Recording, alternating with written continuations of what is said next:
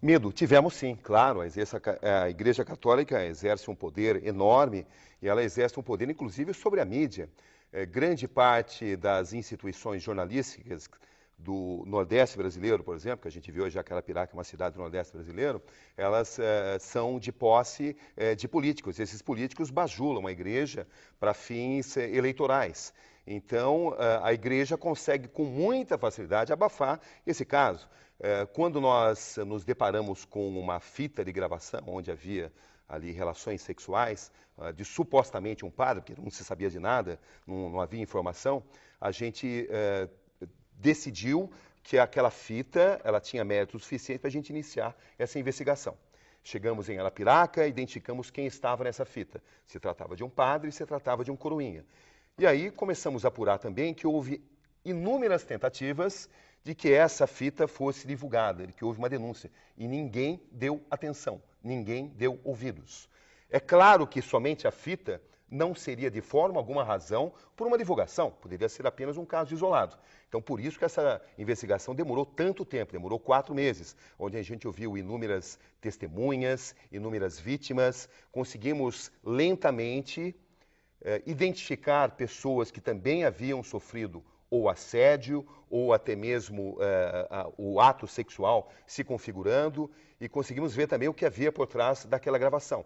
Por trás daquela gravação havia um documento, que alguns chamam de uma tentativa de extorsão, mas não é, porque se coroinhas são abusados, eles têm direitos e eles podem fazer um acordo extrajudicial. Então, para mim, isso é totalmente irrelevante e para as próprias autoridades esse aspecto é irrelevante. Mas o que é irrelevante, o que é relevante nesse documento é a seguinte informação: o bispo sabia de tudo. Uma cópia foi enviada para o bispo. E qual porque foi a reação? O bispo Dom Valério Breda... E qual foi a reação dele?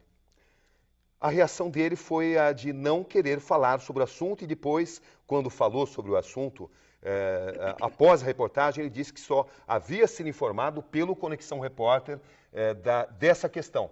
Mas eu te falo mais, nós vamos exibir nessa quinta-feira uma entrevista extremamente reveladora com um dos 3 acusados. Um homem que confessa diante das nossas câmeras, ele já tinha feito isso na CPI da pedofilia, que foi brilhantemente reconduzida pelo senador Magno Malta, mas nessa entrevista ele abrange muito mais, ele dá muito mais detalhes. E fala o seguinte, que recebeu apenas uma comunicação do senhor bispo Dom Valério Breda.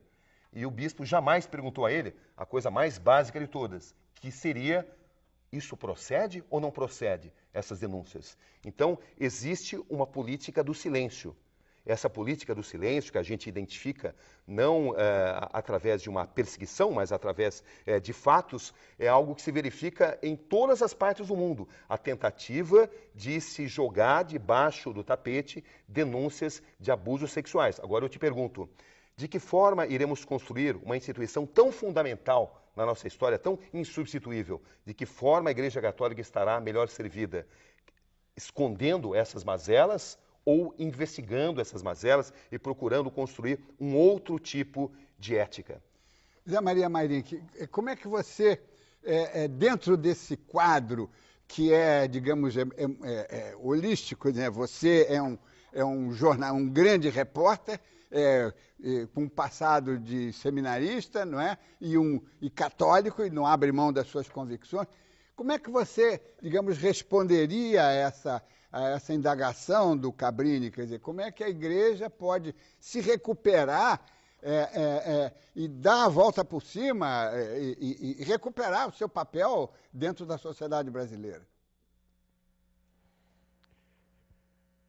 A igreja tem uma história de 2000 anos, de 265 papas, que nem sempre foi santa. Tem um livro sobre a história dos papas que se chama Santos e Pecadores.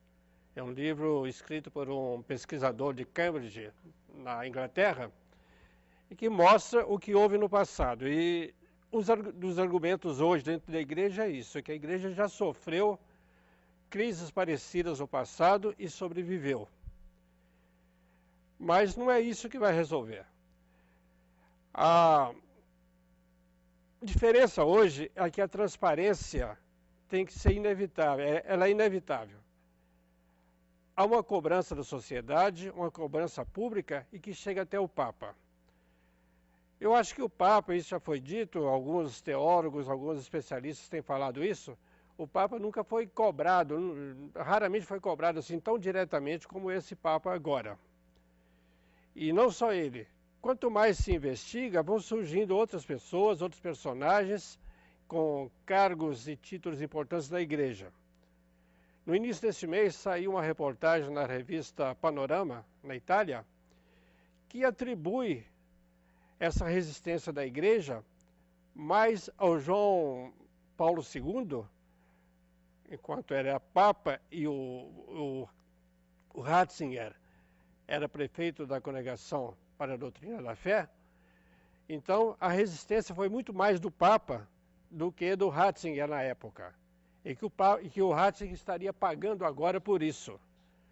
Esse artigo termina com a frase assim, que enquanto o polonês Wojtyła chega aos altares em tempo recorde, quer dizer, ele está com a causa de beatificação, ele está para ser beatificado e futuramente canonizado, declarado santo. Enquanto isso, o alemão, o Ratzinger, ele se torna um bode expiatório por causa desses padres pedófilos. Há explicações assim para a Igreja. O problema é que a Igreja trabalha em dois planos.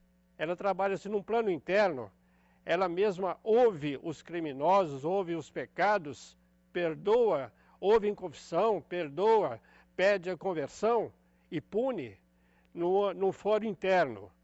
E ao mesmo tempo ela tem agora de dar satisfações à sociedade. Eu já ouvi de um bispo que precisa de punir todos esses crimes, e é um crime a pedofilia, punir ainda que fosse um só, seria um escândalo na igreja. Mas ele fala que teria dificuldade, ele não sabe se ele entregaria um irmão, quer dizer, um padre pedófilo, para a justiça. Por isso que quando a justiça hoje, ou a polícia, chega a um pedófilo, a um criminoso, através de uma denúncia, ou através de investigações, como essa da CPI, ou da polícia, ou do Ministério Público, a igreja até ela se sente aliviada por isso, quer dizer, ela não precisa de entregar. E o problema é esse. Na próxima Assembleia da Conferência Nacional dos Bispos do Brasil, que começa semana que vem, dia 4, em Brasília, certamente a pedofilia vai entrar em pauta. Eu tenho quase certeza que vai ser discutida a portas fechadas. Existe lá sessões abertas e existem também sessões fechadas, privativas, das quais só participam os bispos. Eles vão discutir isso claramente, com certeza, mas depois vai ser divulgado uma declaração a respeito das posições tomadas e, com certeza, uma declaração, a mensagem, mais uma vez, de solidariedade ao Papa Bento XVI contra o que se considera uma calúnia contra ele e a favor das medidas que ele tem tomado para combater a pedofilia.